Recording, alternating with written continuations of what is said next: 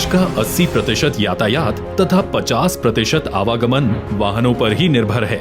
इन वाहनों में प्रचलित रूप से डीजल या पेट्रोल का उपयोग ईंधन के रूप में किया जा रहा है। भारत में डीजल का उपयोग पेट्रोल की तुलना में लगभग 7 गुना अधिक किया जाता है।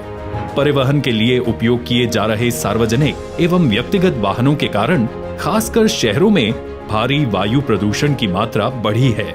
इस खतरे को जान पर्यावरण को प्रदूषण मुक्त रखने के लिए और पेट्रोल व डीजल की निर्भरता कम करने के लिए केंद्रीय मंत्री श्री नितिन गडकरी जी ने 2019 में डीजल मुक्त विदर्भ का नारा दिया। पेट्रोकेमिकल और कच्चे तेल की आयात पर लगने वाले लगभग 40,000 करोड़ रुपए बचाने के लिए इलेक्ट्रिक, सीएनजी और एलएनजी से चलने वाले वाहन भारतीय ऑटोमोबाइल क्षेत्र का भविष्य होंगे, ऐसा उनका दृढ़ विश्वास था। गडकरी जी ने अपने डीजल मुक्त विदर्भ के नारे की कथनी को करनी में साबित करते हुए विदर्भ क्षेत्र में इलेक्ट्रिक वाहनों को बढ़ावा दिया। सार्वजनिक बसों को सीएनजी पर चलने के लिए प्रेरित किया। इतना ही नहीं, उन्होंने देश का पहला सीएनजी ट्रैक्टर भी लॉन्च किया। आज के आधुनिक जमाने में सीएनजी का अगला कदम एलएनजी है। एलएनजी यानी द्रवित प्राकृतिक गैस एक नया ईंधन है जो अत्याधुनिक तकनीक का नतीजा है। ये एक ऐसा प्राकृतिक गैस है जिसे -162 डिग्री सेंटीग्रेड पर क्रायोजेनिक टेक्नोलॉजी से द्रवीकृत किया जाता है। रंगहीन तथा गंधहीन एलएनजी एक पर्यावरण अनुकूल ईंधन है जो बिल्कुल भी विषैला या कोरोसिव नहीं है। जून 2020 में भारत सरकार ने एक डीरेगुलराइजेशन अधिसूचना के तहत निजी संस्थानों को भी भारी ट्रक एवं अंतरराज्यीय बसों को एलएनजी सेवाएं प्रदान करने का अधिकार दिया। एलएनजी योजना के तहत हाईवे किनारे स्टेशन बनाकर ट्रकों व बसों को प्राकृतिक गैस से चलाया जाएगा।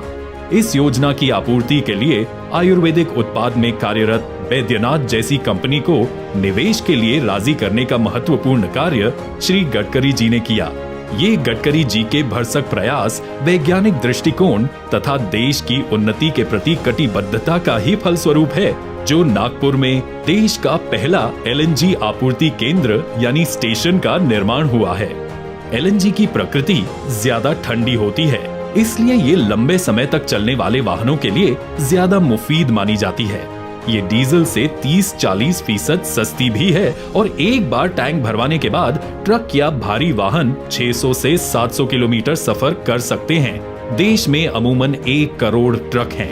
अगर इनका 10% भी एलएनजी से चलने लगा तो इससे होने वाली बचत का अनुमान लगाया जा सकता है। पर्यावरण के लिहाज से ये गैस बेहतर मानी जाती है।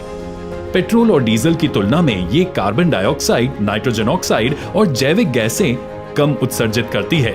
पेट्रोल और डीजल गाड़ियों की तुलना में एलएनजी का खर्च कम होता है। इसके अलावा एलएनजी ईंधन के इस्तेमाल के और कई लाभ हैं, जैसे ये एक स्वच्छ ईंधन है, इससे वायु प्रदूषण कम करने में मदद मिलेगी।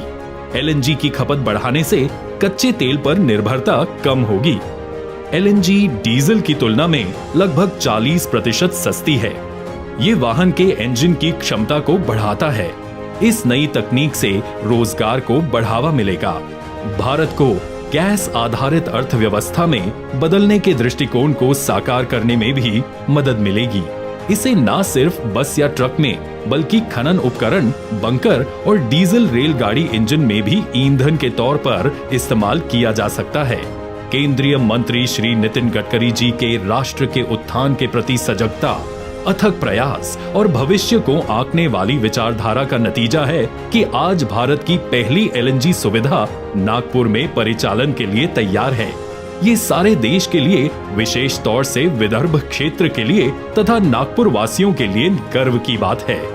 बैद्यनाथ समूह विदर्भ क्षेत्र में स्थायी, किफायती और पर्यावरण पूरक हरित ऊर्जा के लिए एलएनजी सुविधाओं को बढ़ाएगा। नई पीढ़ी का ये ईंधन देश की उन्नति को बढ़ावा देते हुए नागपुर के कई ट्रांसपोर्टरों के चेहरे पर समाधान की मुस्कुराहट लाएगा, ये सुनिश्चित है।